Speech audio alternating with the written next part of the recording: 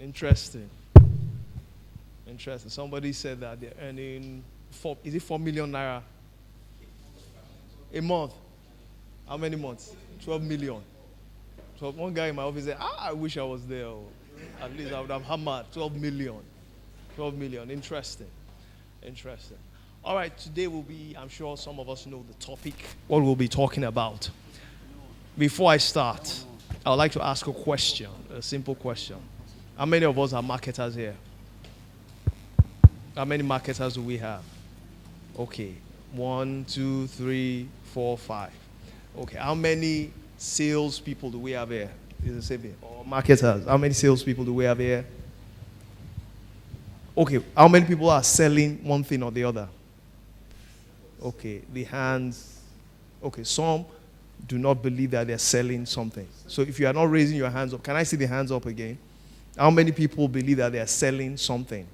Okay, maybe like 75% or 80% of the audience.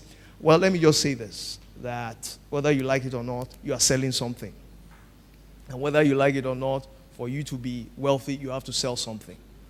Now, today's presentation is going to go this way. I may call on people. It may be interactive, and it may not be.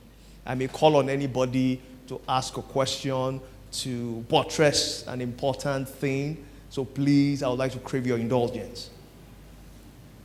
I hope nobody will complain. Somebody complained about, let's give Mr. Prince Uwilako my round of applause. Thank you very much for that presentation. Where is he? Okay, he's around.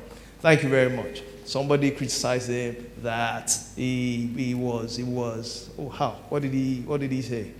He said he was making a mockery of everything. That person should come and present next week. Maybe the person will take the teaser next week so that you know how it feels. Okay, let's give him a round of applause. Again.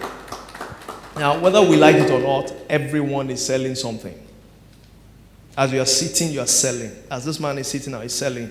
You may not know it, but he's selling something. The reason why you're dressed the way you are is because you are selling something. Everybody is selling. Let me also say this. In those days, I don't know whether they still do it. There used to be one man who will come and give a presentation on TV. Of course, he would pay for it to advertise his product. A herbalist or a traditional medicine seller. He had different medicines. One is, I think his name used to be Omo something. Omo Jigbi. Omo Good Health. Omo love. If you take that love with a potion, you will fall in love. Omo this. But you know what? He had no Omo advertisement. He too had to advertise to come and market his product.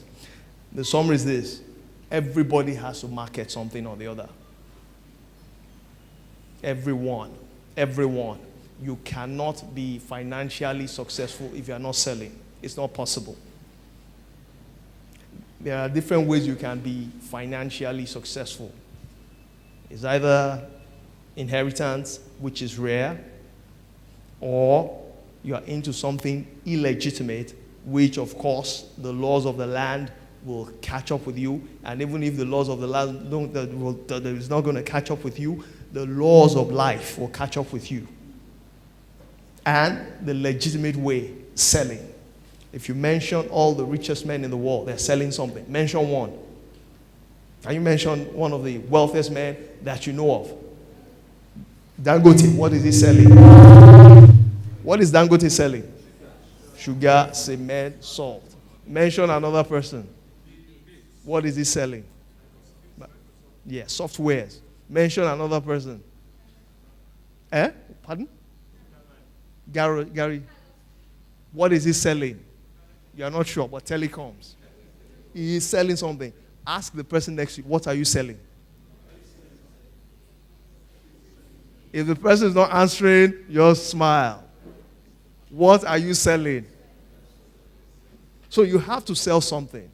You have to sell something, but selling is not automatic. Before I continue, I just want to also thank the people that have made this SBLS possible, starting with Mr. Tunji, Ms. Rosemary, Mr. Shino. They're doing a fantastic job. Let's give them a round of applause.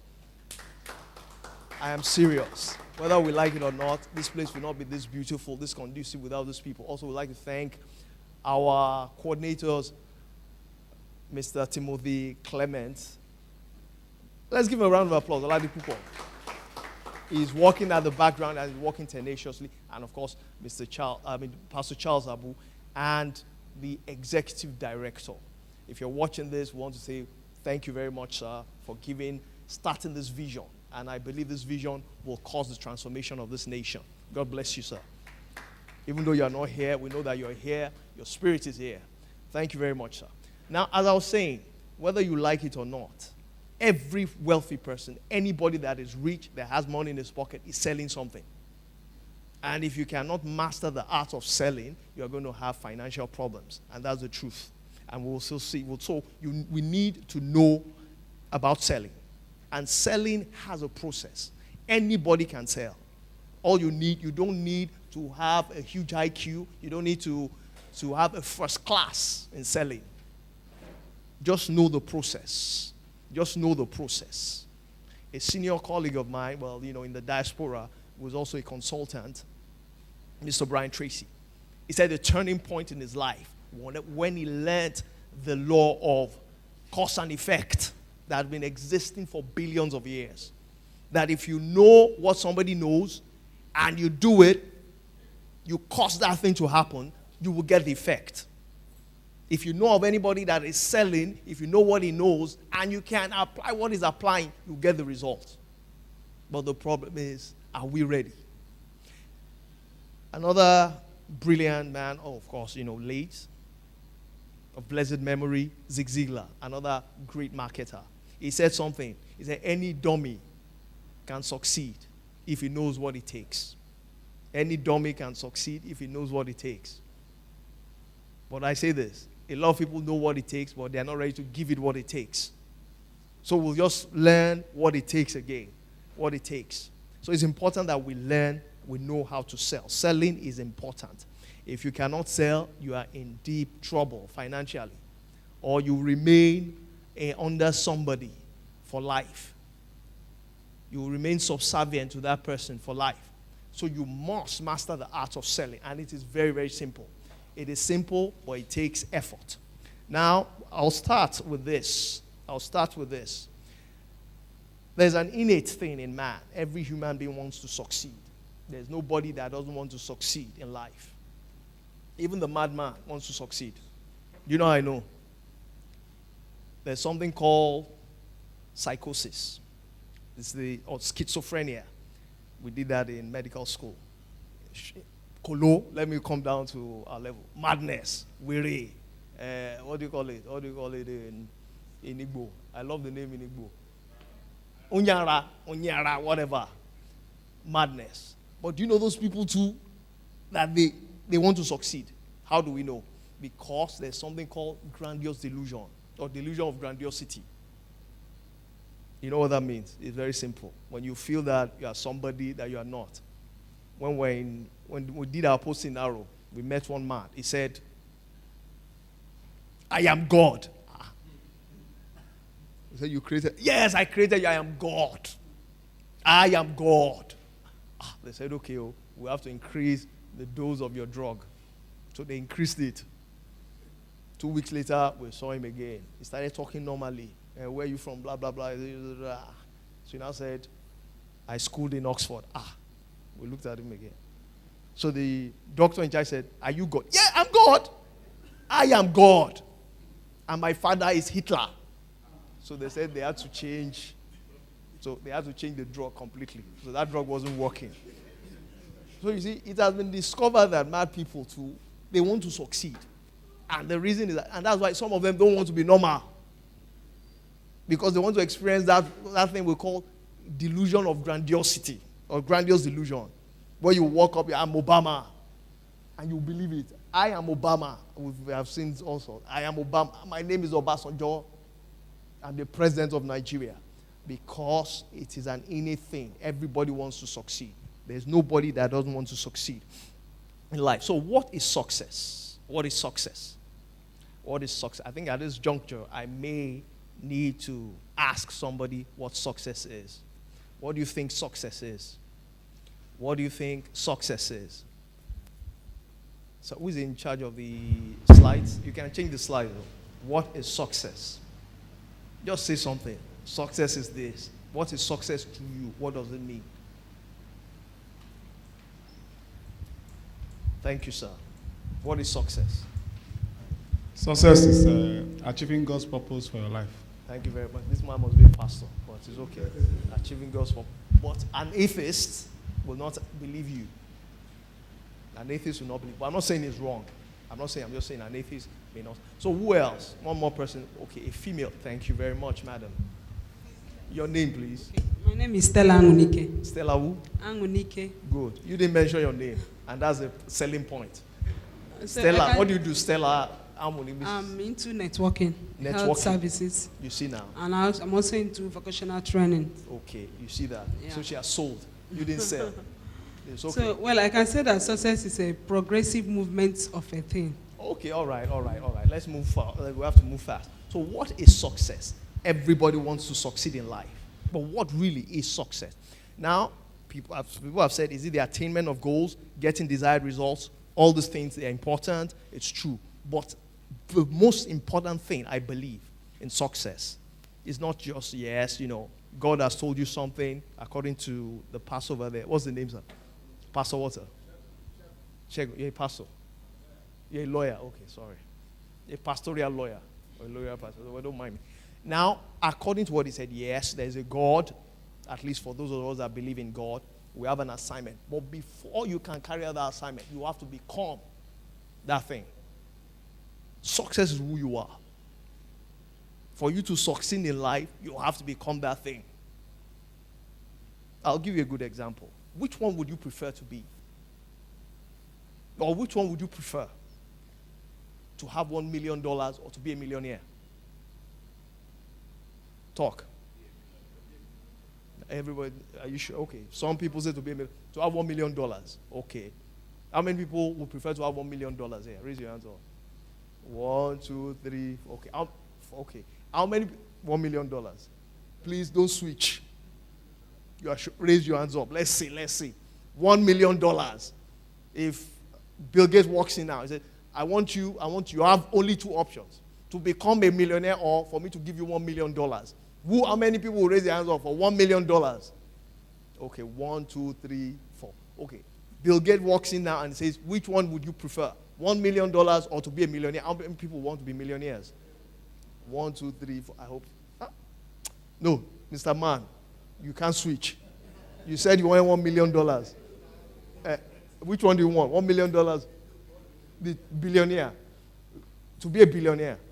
So you forfeit the billions and you'll be a billionaire. I mean, if they offer you $1 billion or to be a billionaire, so if Bill Gates offers you $1 billion now, you reject it. And he says, okay, choose one. $1 billion or to be a billionaire. Billionaire, okay, all right. Now, let me say this. That I'll start with this story. True, real, they are facts, not fiction. 2 different people. I don't know whether I should mention their names. One an American, the other one a Nigerian. The American used to be a boxer. He's still alive. He earned an access over $300 million. $300 million. Today, he's broke. The other person, a Nigerian, started his company with 760 naira only in the 80s. Today is a multi-millionaire. Which one would you prefer? The second one. Why? Because the second one was a millionaire and he turned before getting the money. The other one was a pauper and he had the money and squandered everything. That is why you see people that win lotteries. They don't go far. They don't go far because the million is not in them. The million is not in there. This brings me to a story of one particular thing that occurred.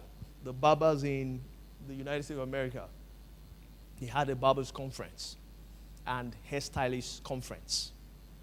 And they said that they wanted to show the world what barbers and hairstylists could do. So they went to the ghetto.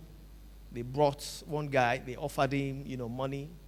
A drug addict, what we would call in the Nigerian context, an area boy. They offered him that, and they said, okay, we want to transform your life. So they called him. They took shots of him. He was looking dirty, haggard, somebody on drugs. So after that, they now cleaned him up, had a bath, they shaved his beard, they took his pictures of him, they cut his hair, they took pictures of him. They now changed his clothes. He was now wearing solid suits, attractive suit. They now took his picture. They now used that as the gambit for the conference, the opening thing for the conference. They now had live pictures of him when he was coming from the ghetto, when they had just cleaned him up, shaved, cut his hair, and when he was wearing that, probably an Armani suit or probably, a designer suit with tie and everything, looking spotless, looking, fantastic. And they said this is what the barbers and the hairstylists in America can do. And the conference was a success. When the conference was over, the manager of the hotel where they used for the conference went to meet this man. He said, look, I like you. I want to give you a job. You'll be a manager in this hotel. I was happy. Resumption day, they didn't see him. A week later, they didn't see him. 2 weeks later, they didn't see him. They said, so the owner of the hotel was concerned. What could have happened to this guy? So they told him, he said, I want to know where this guy lives. So they said he lives in so and so place, area, a ghetto, obviously. So he took the picture when he was well-dressed, nice haircut, to look for this man. He looked and looked, couldn't find him. So somebody told him, why don't you use the picture when he was looking haggard like a drug addict? So they gave him the picture. He went to the same area within few hours, or less, about an hour, he found the guy. What happened? They changed the outside, but the inside was the same. So for you to succeed as a salesperson, the inside must change. There are people, now let me start by saying, okay, this is a quotation by James Allen. He wrote a powerful book called As a Man Thinketh. And he said in that book, you cannot travel within and stand still without. A powerful statement. You cannot travel within and stand still without. And it has been discovered that that statement is a fact. You cannot travel within and stand still without. That statement is a fact. But there's no much, we'll still prove it. But let me spend too much time on that. Now, these are some important facts that we need to know. Important facts that we need to know. It has been discovered that some salespeople still flourish despite hard times. They still flourish. We've just recovered from the recession, and some people even made more money. Some people, it didn't affect them. The top 5 guys or top 10 richest men in the world during the recession, they were still the richest men. After the recession, they are still the richest men in the world. The recession did not affect them. And yes, some people, it affected them. They committed suicide. I'm sure you heard of some people that that killed themselves because of the recession, because they started losing money. But these guys, they're still there. The likes of Bill Gates, the likes of Carlos Slim Helio, the likes of Larry Ellison, and of course, they call him the of Omaha. I'm trying to remember his name now. Warren Buffett. They call him the Oracle of Omaha. He's into shares. The shares fell, but yet it was still there. So what happened? What is the secret? We'll share it now. We'll talk about it. Now, it's because of something called inner self or self-concept. Don't worry. We'll still break it down. There's something called self-concept that we have to take cognizance of. What we're going to talk about is the foundation of success in life. If you miss it, it will be hard for any of us to succeed. If we miss it, it will be difficult for us to succeed. If we miss the foundation, there's a popular saying, if the foundation is faulty, what can you do? The reason why this building is standing is because the foundation is solid. You see a skyscraper and it's standing. Why is it standing? The foundation is solid.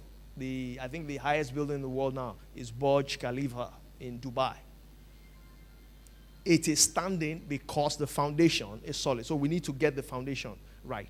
Now, but before we go to self-concept, let's just note some important things about selling. Pareto principle says that it is the 20% of your effort will give you 80% of your result. Therefore, 20% of the salespeople will take home 80% of the profits by selling. The top salespeople, and your job is to be part of the top 20%. Is the Pareto principle. If we bring in food now to this place, 20% of the people in this audience will eat 80% of the food. True or false? Everybody's quiet. Look at me, don't look at me. That is Pareto principle. Now, in selling too, 20% of the salespeople will bring in 80% of the results. Now, your job is to be part of that 20%. In fact, sometimes it could be 10%.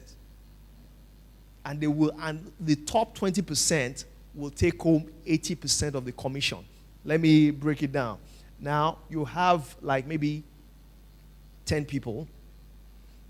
You have 10 salespeople, and they're bringing home $1 million. Now, out of the 10, two of them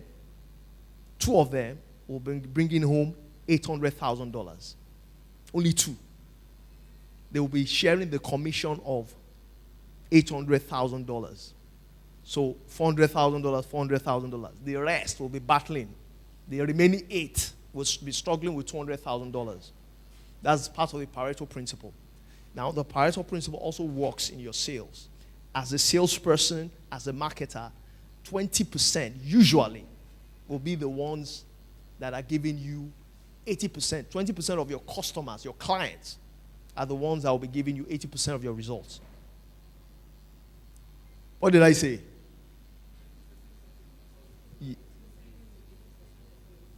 Please say it again. You said that 20% of your customers should be giving you 80% of your results. Good. Usually. So, as a good salesperson, you should invest 80% of your time with the top 20% of your customers. True or false? That makes sense. That's part of the Pareto principle. So you need to sit down and note this. Now, another thing you need to note is the winning edge concept. The winning edge concept, I will still explain it. I may use somebody. The winning edge concept says that one little improvement or one little change, right, can cause, or a little difference can cause a huge result. Let me explain further. Two athletes are running, right? Usain Bolt and who else? Who's the second fastest man in the world? I only know Usain Bolt. Ashafa Power, okay, or Powell Power. Now, they both breast the tape at the same time. 9.00 seconds. Now, but because they've checked the photo finish, Usain Bolt's maybe his hair touched the tape before Ashafa Powell's hair. They both finish at the same time, the same strength. Usain Bolt will win the gold medal and takes home maybe $1 million. Second place will take home $500,000. Because of just one strand of hair, Usain Bolt is making more money, $500,000 more than that person. How does this translate to our lives? One little improvement you can make in your life can translate to something huge. I'll give you a good example. A friend of mine, when the Okada problem, no, let me even go there. A friend of mine started his own company. I hadn't seen him for like 6 months. So by the time I saw him when he started the company, it was small, which is normal. About 4 to 6 months later, I entered the same office and things had changed. It had enlarged, it had become bigger. I was wondering what happened. And as I was discussing with him, I discovered that his level of thinking, reasoning had changed. He had become more intelligent, more brilliant, something must have happened. And I saw books in front of him. He had been reading more books. So I asked him a question. What happened? He now told me, he said, because of the ban on Okada then that started, I think last year. Was it last year? He said he had to start entering, as they didn't have a car then. I don't know whether, he said he had to start entering a bus. He said, while in the bus, he will read. While others are complaining, hey, it has destroyed it. He turned that disadvantage to what? A strength. He would read maybe one chapter on his way to work. He would read another chapter back, or 2 chapters. That little difference translated into the increase in his company. Let me give you another good example of the winning edge concept. I may use one person. People are scared. Don't be scared. There's nothing terrible. Okay, you've spoken. You've tried. Sorry, yeah. Can I move the mic to this place? Okay, yes. Thank you very much. Now, what's the name, madam? You can stand up, please. Or are you shy? Why shall you be shy? All right, I'm Chinyere Maka by name. By name, what do you do, ma? I make wares. You make wares. She's selling now, so buy her wares. All right. Now, let's assume that you have 2 suitors. All right. Or 2 toasters. They're identical twins, right? They have the qualities, both physical, financial, whatever, that you want in a man. But one of them, when he's annoyed, he'll tell you, what's your name again? Obioma. Obioma. I don't like Obioma. It sounds... Chinyere Maka. Okay, Chinyere. I prefer Chinyere. One says, Chinyere, I don't like what you're doing. Please stop it. You're not, don't try it. Out of the 2, which one would you choose? The person that says, Chinyere Maka, I don't, okay, yes. Okay, that is the winning edge concept. Okay, let me give you another example. Who can I use now? I'm looking at someone that has not spoken. Okay, this man hasn't spoken. There are 2 ladies. Okay, myself. Yeah, 2 ladies you are interested in. What's the name? Simon is the name. What do you do, sir?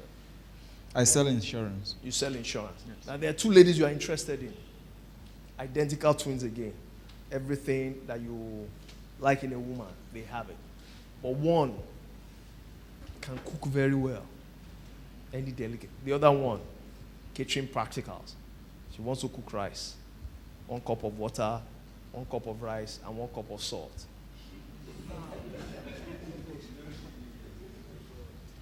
Out of the 2, which one will you marry? Of course, the one that I cook very well. That can cook very well. You like food. Now, that is the winning edge concept. One little thing. So, ask yourself, what goal do I want to achieve? What do I need to do? It may be small. It may be just reading 30 minutes every day.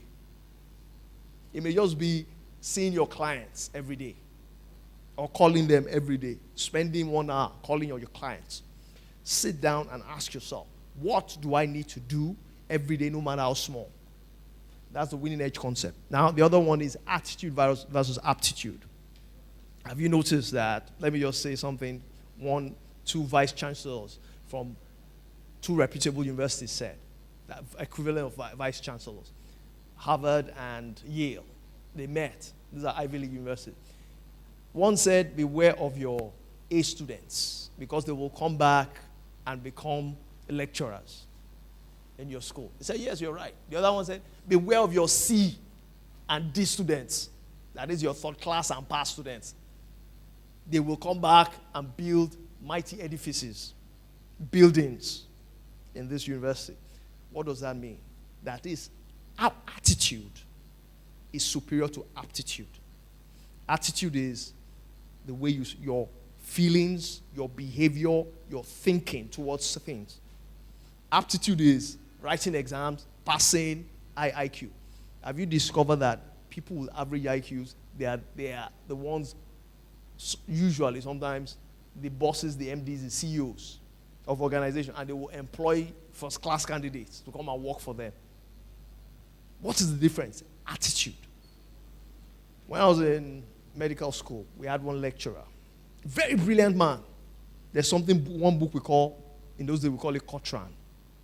Very big book on pathology. The man would lecture. In those days we had just 2 lecturers that would lecture without using notes. A cardiologist and this man. And this man was, of course, older than the cardiologist. This man would lecture and lecture